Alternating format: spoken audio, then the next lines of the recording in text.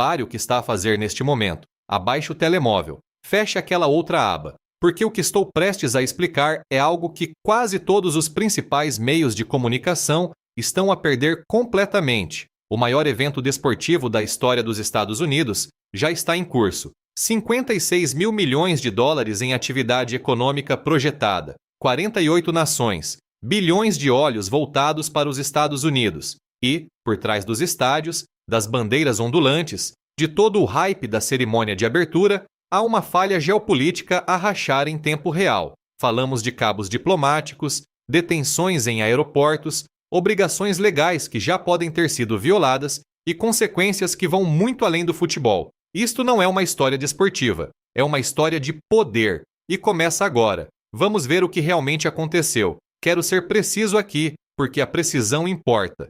A Copa do Mundo FIFA de 2026 foi concedida aos Estados Unidos, ao Canadá e ao México, a maior Copa do Mundo da história. 48 nações, 16 cidades anfitriãs, uma projeção de 5 mil milhões de dólares em receitas de turismo apenas para a economia americana. Quando se aceita albergar este torneio, não se está apenas a reservar estádios, está-se a entrar num acordo formal de acolhimento com a FIFA, um quadro contratual vinculativo que traz obrigações legais específicas. Uma dessas obrigações é garantir que cada nação participante possa competir em condições razoáveis. Esse acordo está agora a ser testado de forma muito pública e muito desconfortável. Vou explicar o que foi reportado. Quero ser claro sobre o que está confirmado e o que ainda está em disputa, porque essas duas coisas não são a mesma. Tratar ambas como iguais é exatamente como nascem as más análises. Primeiro,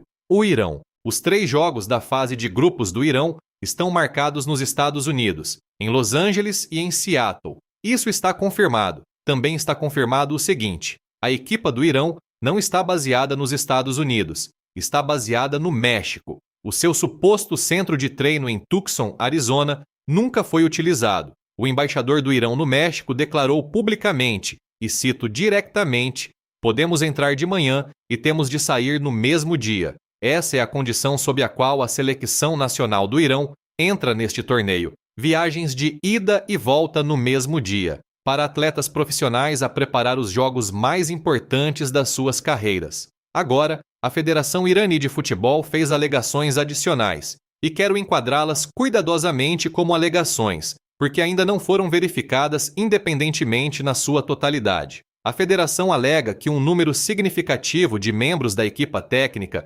conselheiros e pessoal administrativo foi negado a vistos de entrada nos Estados Unidos.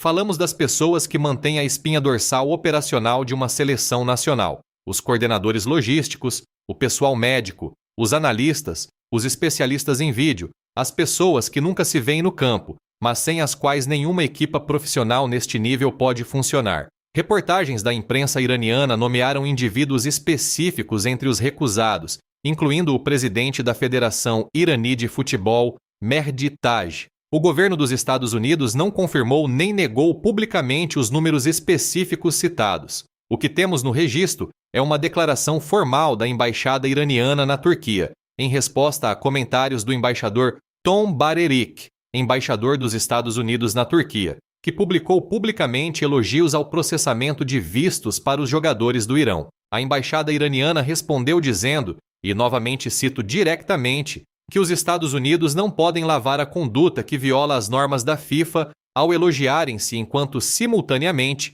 recusam o acesso a pessoal essencial da equipa. Essa é uma acusação diplomática formal, em público, no registro. Para contexto adicional, esta situação não se materializou de um dia para o outro. No final de novembro de 2025, o Irão boicotou o sorteio da Copa do Mundo de 2026 no Kennedy Center, em Washington, porque os Estados Unidos negaram vistos a membro-chave da sua delegação para esse evento. A Federação Iraniana descreveu publicamente a obstrução como, cito, para além das considerações desportivas. Esse momento, que recebeu cobertura limitada nos meios de comunicação americanos, foi o sinal precoce de que este torneio carregaria um peso diplomático maior do que a maioria dos ciclos de acolhimento faz normalmente. A tensão tem vindo a crescer durante meses. O que vemos agora não é uma erupção, é uma culminação. O secretário de Estado Marco Rubio abordou a situação diretamente durante uma audição do Subcomitê de Apropriações da Câmara,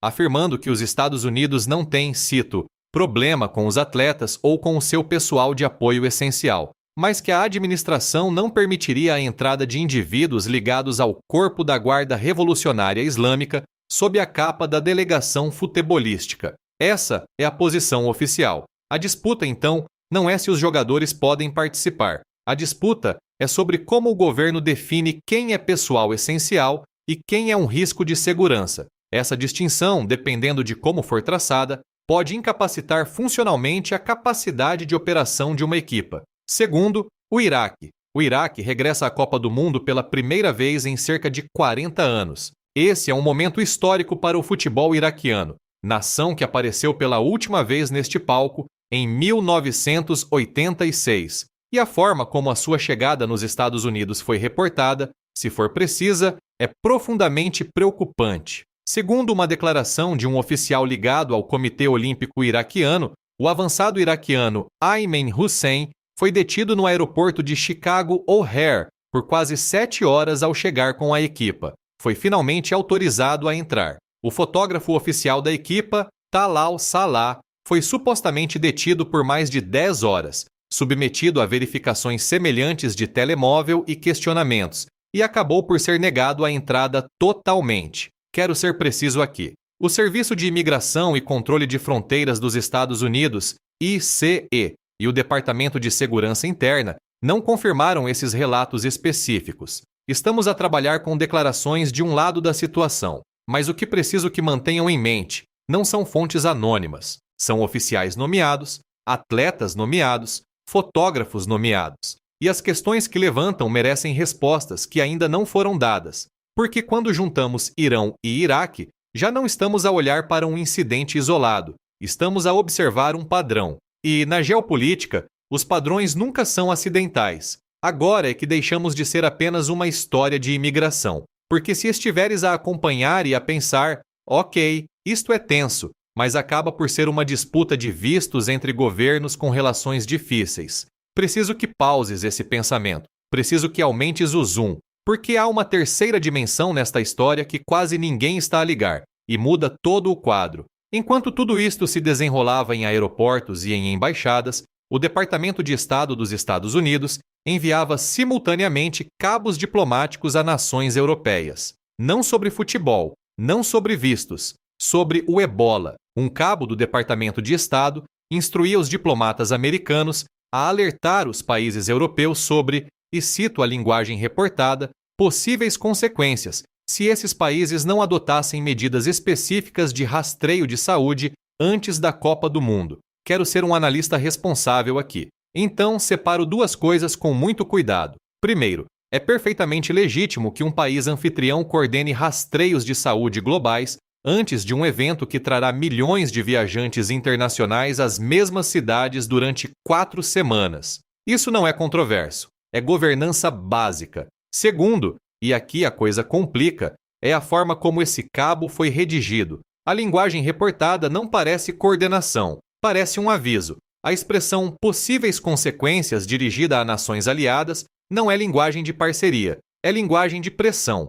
E a questão que merece ser colocada abertamente, sem resposta pré-definida, é: se uma nação simultaneamente reduz a sua própria infraestrutura de saúde pública internacional e depois exige que os seus parceiros preencham essa lacuna sob ameaça de ação unilateral, que natureza tem exatamente essa exigência? Não é uma questão política, é uma questão de governação, e não tem uma resposta simples. Mas o que torna esta escalada significativa no contexto de tudo o que já discutimos é que agora temos 3 pontos de pressão separados a emergir simultaneamente: restrições de vistos que afetam equipas do Médio Oriente, detenções em aeroportos que geram queixas formais e cabos diplomáticos que carregam ameaças implícitas dirigidas a aliados europeus. 3 pontos de pressão, na mesma semana, no mesmo evento. Não estou a dizer que esses 3 factos estejam definitivamente ligados por design.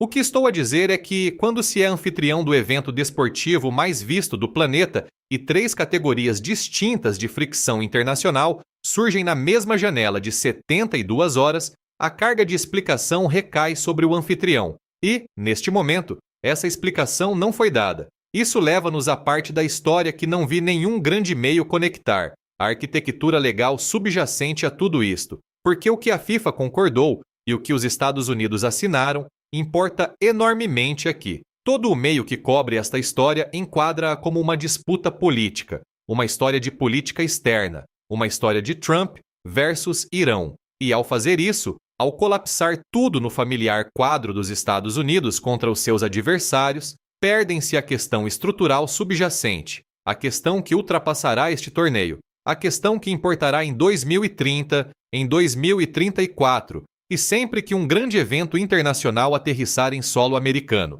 Vamos construir isto com cuidado. Quando os Estados Unidos apresentaram a candidatura e foram premiados com a Copa do Mundo de 2026, entraram num acordo de país anfitrião com a FIFA. Isto não é um acordo de aperto de mão, é um quadro contratual vinculativo. Advogados da FIFA, da US Soccer e de cada uma das 16 cidades anfitriãs americanas passaram anos a negociar a linguagem específica desse acordo e, enterrado dentro desse quadro, estão obrigações explícitas relativas aos direitos de entrada e participação de todo o pessoal acreditado da equipa, não apenas os 26 jogadores da lista, treinadores, equipa médica, diretores técnicos, oficiais administrativos, meios de comunicação acreditados, todos eles. O escritório de advogados Felicelo Law, que analisou a estrutura de acolhimento da FIFA, observou publicamente que os acordos entre a FIFA e as cidades anfitriãs americanas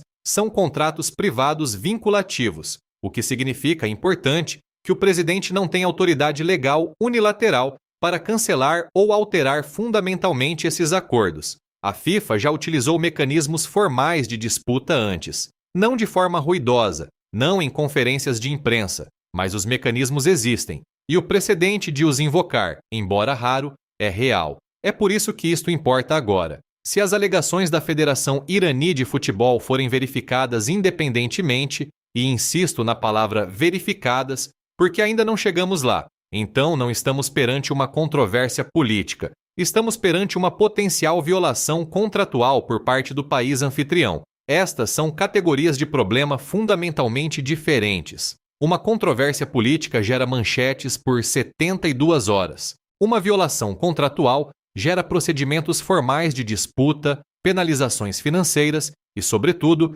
cria um precedente. E precedentes na governação desportiva internacional não desaparecem. Agora dou-lhe o contexto histórico que torna isto ainda mais significativo. Recordem a Alemanha em 2006, a Copa do Mundo que se tornou conhecida mundialmente como o torneio que reintroduziu a Alemanha ao mundo. Não através da força militar, nem do poder econômico, mas através da hospitalidade, através de estádios abertos, através da imagem de uma nação que carregou o maior fardo histórico do século XX e que decidiu dizer: venham aqui todos e vamos mostrar quem somos agora. O governo alemão trabalhou em coordenação ativa com a FIFA em cada questão de acreditação e entrada que surgiu. Quando surgiram problemas, e problemas surgem sempre num evento desta escala, foram resolvidos de forma discreta, rápida e com a clara prioridade de proteger a integridade do torneio.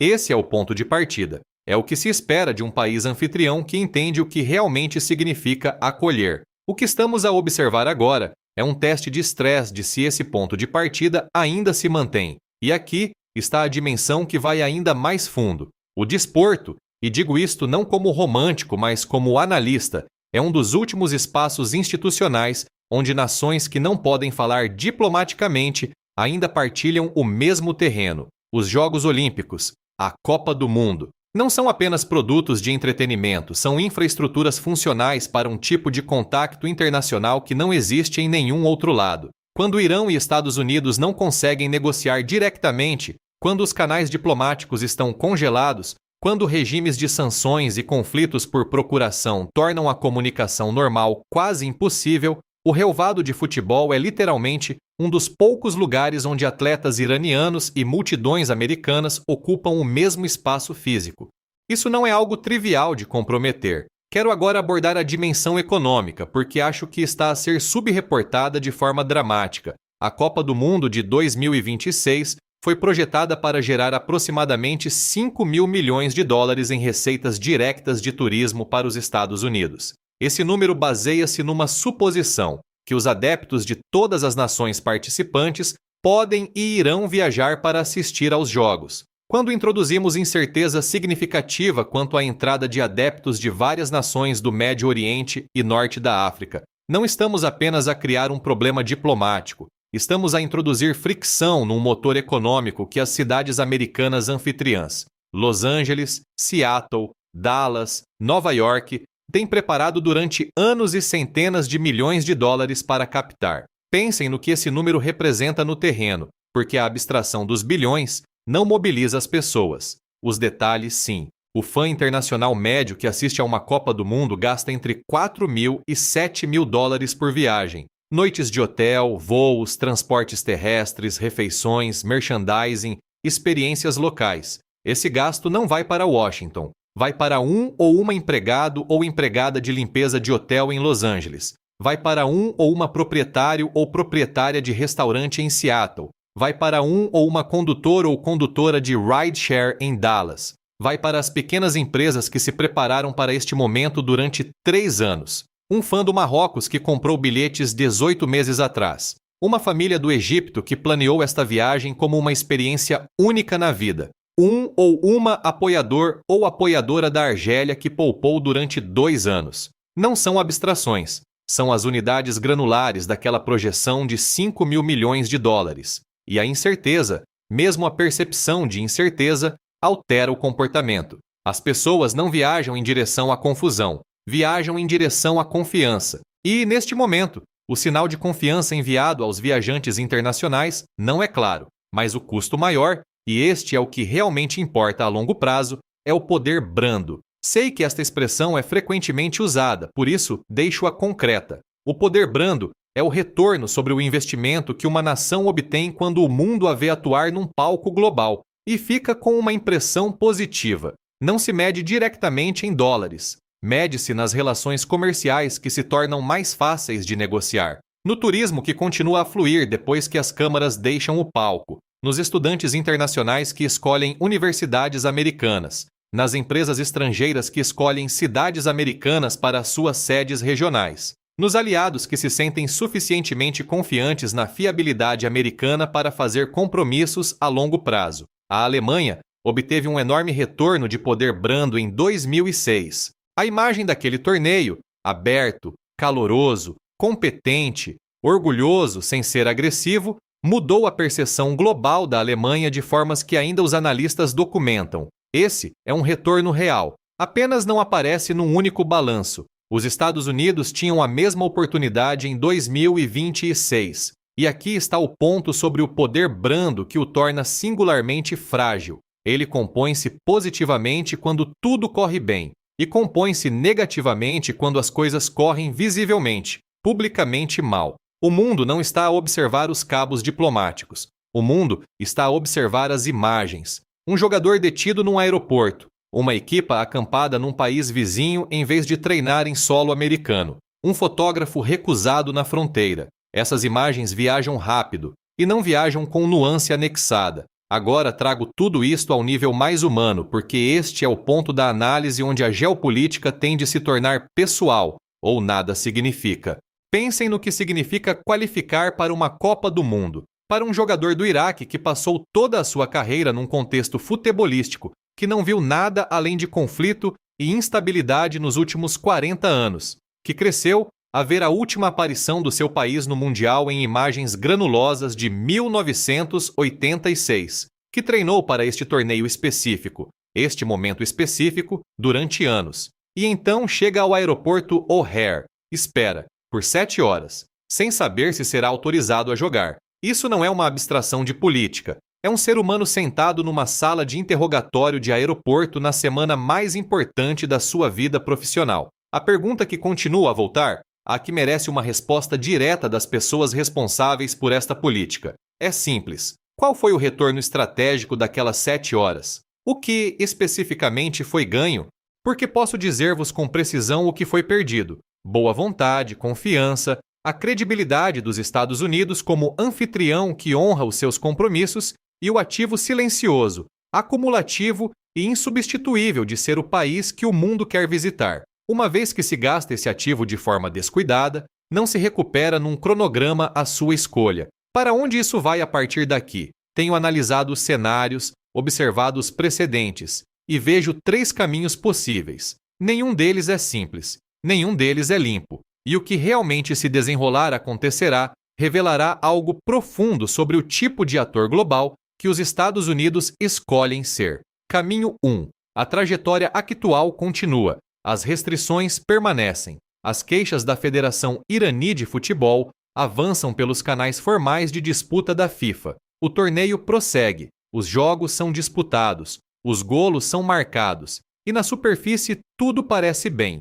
Mas por baixo da superfície, algo mudou permanentemente. Porque cada nação que concorrer a futuros torneios, 2030, 2034 e além, está agora a fazer um cálculo novo. Um cálculo que não existia antes desta semana. E esse cálculo é assim: se os Estados Unidos podem aplicar seletivamente as suas obrigações de anfitrião consoante as suas preferências geopolíticas atuais, então o acordo de acolhimento tem menos peso do que pensávamos. É um dano lento, mas dano lento continua a ser dano. Caminho 2. A FIFA age, não de forma ruidosa, não numa conferência de imprensa, mas através dos mecanismos formais que existem no acordo de acolhimento. Por trás de portas fechadas, os oficiais americanos recebem uma escolha clara: modificar a aplicação destas restrições ao pessoal acreditado da Copa do Mundo ou enfrentar procedimentos formais de disputa que se tornarão públicos.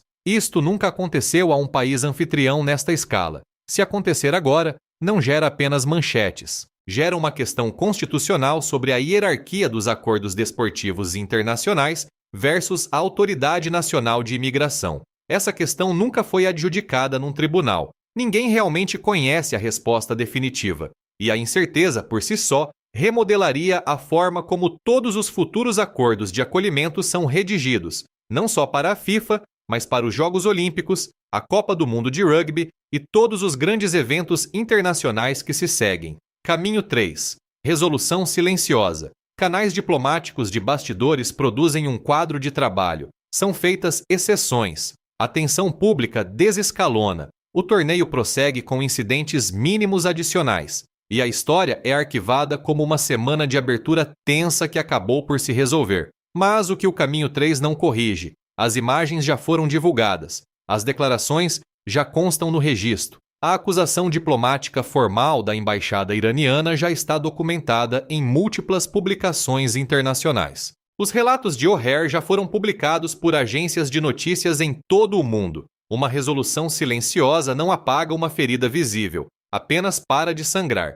3 caminhos possíveis, 3 desfechos muito diferentes. E o caminho em que nos encontramos ainda está a ser determinado em tempo real, nas salas de negociação, nos escritórios jurídicos da FIFA, nas decisões do Departamento de Estado e da Casa Branca. Esta história não acabou, está apenas a começar. E o momento em que a FIFA tomar uma medida formal, o que acredito que está próximo, mudará novamente todo o enquadramento. Qual caminho achas que estamos a seguir? Porque a tua resposta a essa pergunta diz-me algo sobre como vês o poder americano a operar no mundo neste momento. E realmente quero saber, porque a melhor análise neste domínio nunca é uma voz só, é uma conversa. Isto não é uma história desportiva. Nunca foi. Foi sempre sobre algo muito maior do que uma bola e uma rede,